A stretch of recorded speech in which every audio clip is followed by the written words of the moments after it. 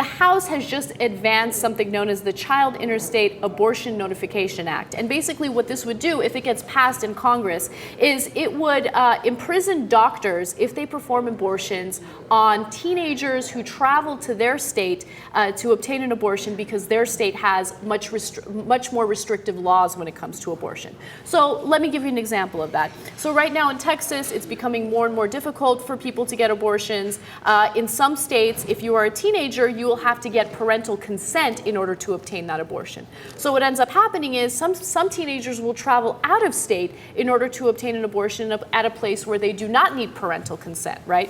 Well, Republicans in Congress want to ban this. They want to prevent it from happening. So if they pass this law, as I mentioned, a doctor would be imprisoned if they perform that abortion on an out-of-state underage patient who does not have her mother with her or a parent with her. How about states' rights? Whatever happened to man. the states' rights? 10th Amendment.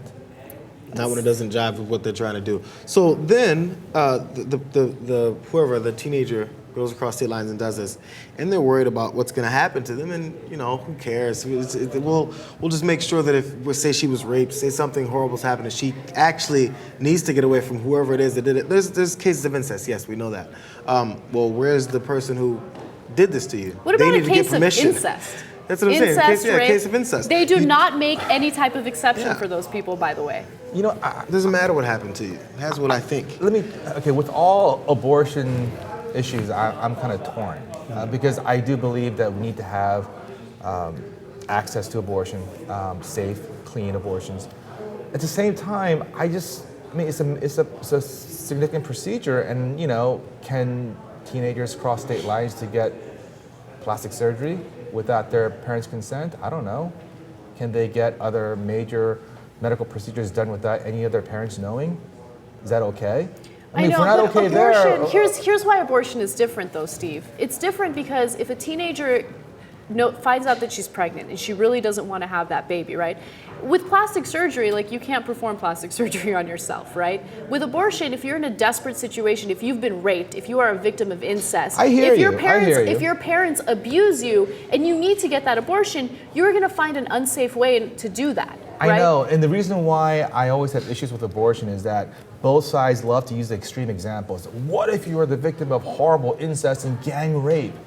Yeah, I get it, but on the flip side, the conservatives always say, these women who have 47 abortions a year, right? So, should they be allowed to have 49? So both sides use these extreme arguments, which I don't like.